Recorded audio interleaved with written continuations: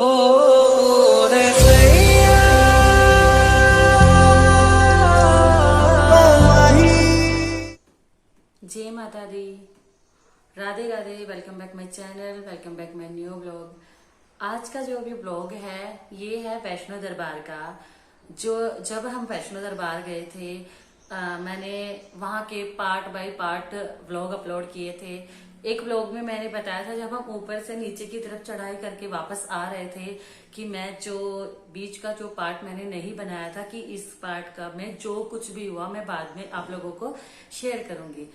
तो हिम्मत तो नहीं है मेरी बताने की, लेकिन मैं आप लोगों को सिर्फ अपना अपना और अपने बेटे का परीक्षा हुई जो मुझे उस बीच लगा वही मैं आप लोगों को शेयर कर रही हूँ।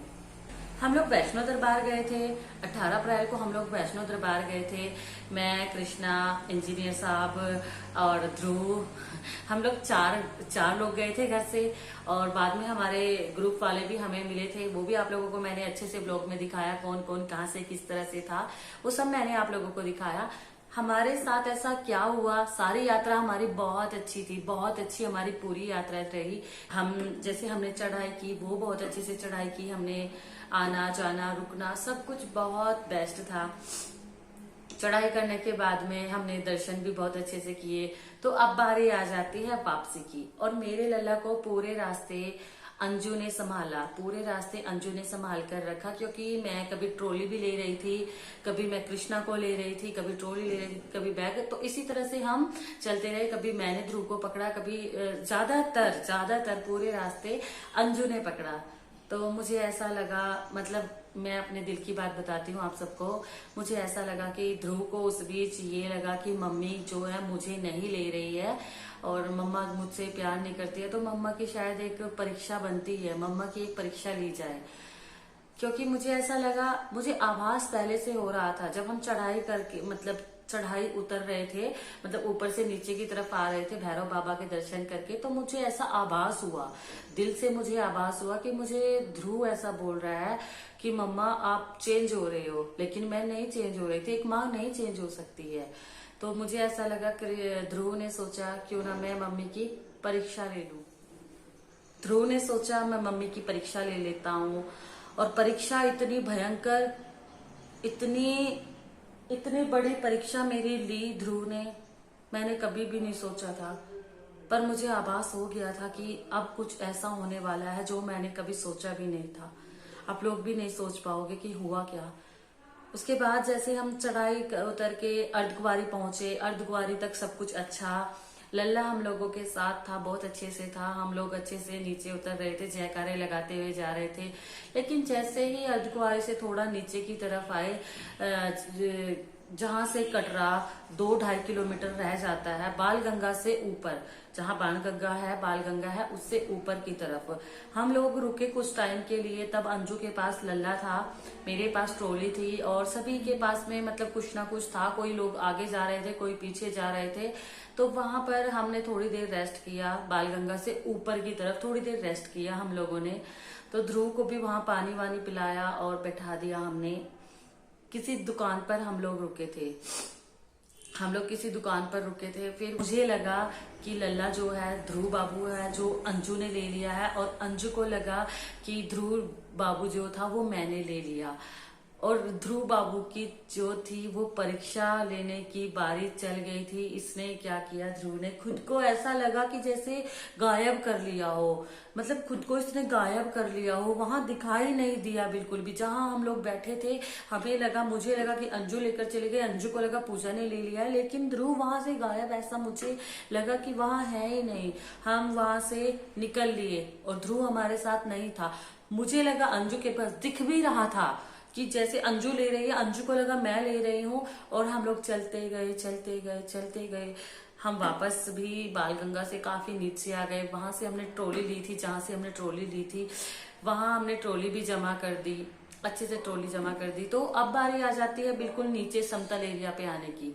तो जैसे ही हम लोग ग्रुप के थे 8-9-10 बंदे, हम लोग इकट्ठे हो रहे थे, तो धीरे धीरे सभी इकट्ठे होना शुरू हुए।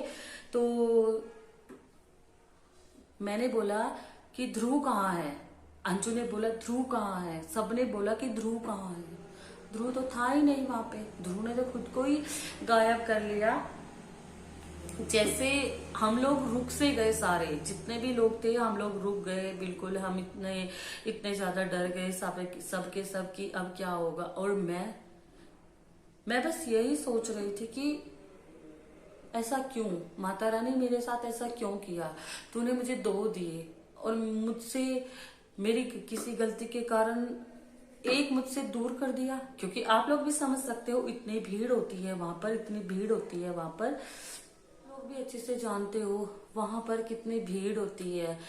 लाखों की संख्या में लाखों लोग जाते हैं एक दिन में। और पता है मेरा दिमाग क्या सोच रहा था उस टाइम पे कि कैसी परीक्षा है माता रानी, कितने कितने लोगों के बीच में कैसे ढूंढूंगी मैं। वो पल जब मैं याद करती हूँ ना, पूरी तरह से हिल जाती हूँ यार। कैसा पल था वो मेरी लाइफ का कि मतलब माता रानी मैं माथा टिकाने लेके आई और एक को मुझसे अलग कर दिया।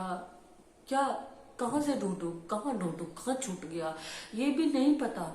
ये भी याद दिमाग से निकल गया कि कहाँ रह गया, कहाँ छूट गया, किधर गया। फिर मेरे जो ग्रुप के लोग थे उनको वो सब अनाउंसमेंट कराने के लिए कोई इधर कोई उधर सभी फोटोज वगैरह निकालने लगे। तो मैं पता नहीं क्या सोच रही थी, मेरी आंख से एक भी आंसू नहीं निकला, मेरी आंख से एक भी आंसू नहीं निकला उस टाइम पे। बस मुझे ये था कि किसी तरह से मेरा ध्रुव मुझे मिल जाए, और कहाँ छूटा ये नहीं पता। मैं इतनी ज्यादा थकी हुई थी उस टाइम पे कि पैर इस तरह से कीड़ी की तरह से चल रहे थे। लेकिन जब पता चला कि ध्रुव नहीं था तो मेरे अंदर पता नहीं कौन सी शक्ति आ गई कि मैं 1 मिनट में पता नहीं कितनी मीटर की दूरी को तय कर रही थी, कितनी मीटर की दूरी पे। जहां हमने वो गाड़ी ली थी वहां गाड़ी के पास गए, गाड़ी वालों से पूछा कि भैया, एक छोटा सा बच्चा था, एक लड्डू था, एक प्यारा सा बच्चा था। लेकिन सभी लोग ना करते चले गए। सभी लोग हर दुकान पे, हर इस पे, हर उस पे, हर जगह ढूंढते चले गए, हर जगह। मेरी परीक्षा इतनी बुरी, मैं यही सोच रही थी कि मेरा तो कोई भी नहीं है इसके बिना। अगर तू मुझसे जुदा हो गया तो मैं कैसे जीऊंगी।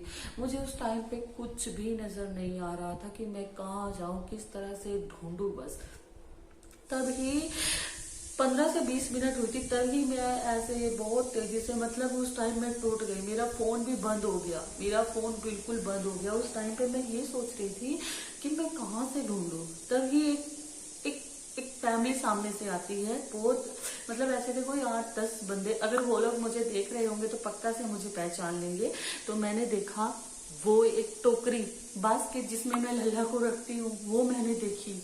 मेरे साथ में भी कौन था कौन नहीं मुझे कुछ भी याद नहीं है। बस सीधे जाते ही मैंने उस टोकरी को ऐसे पकड़ा और तुरंत अपने लल्ला को, मतलब मैंने देखा भी नहीं कि इसमें लल्ला है कि नहीं। तो मुझे सुकून मिला, मुझे लगा कि बस मेरा लल्ला मिल गया। कोई 1-2 मिनट के बाद में मैं वहीं खड़ी वहीं गिर गई नीचे। तो फिर मैंने अपने लल्ला को जब खोल के देखा तब मुझे चैन मिला कि हे भगवान, हे माता रानी। तब मुझे ऐसा लगा कि लल्ला ने मुझसे कहा कि मम्मा तुम्हारी परीक्षा थी ये, माँ मैंने तुम्हारी परीक्षा ली कि तुम्हें मेरी जरूरत है भी या नहीं। तो ऐसा कभी मत करना, मेरा तो कोई नहीं है तुम्हारे बिना, तुम मेरे हमेशा साथ रहोगे। सिर्फ मैं आप लोगों को इसलिए ये बात बता रही हूँ कि मेरे लल्ला ने मेरी किस तरह से परीक्षा ली। जब मानोगे ना तो सच में है, सच में है। अब नहीं जाओगे ना मुझे छोड़कर, नहीं जाओगे ना।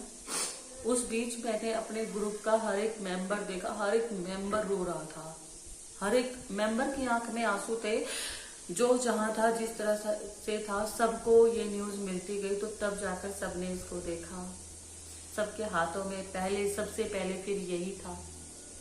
सफर हमारा बहुत अच्छे से रहा।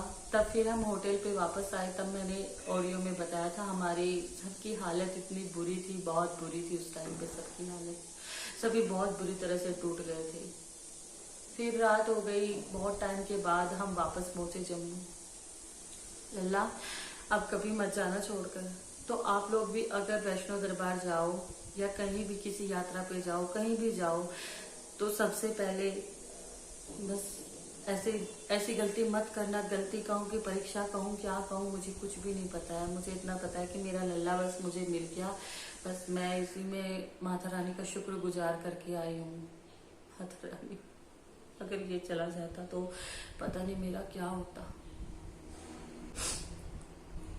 राधे राधे लल्ला, कभी मत जाना छोड़कर। राधे।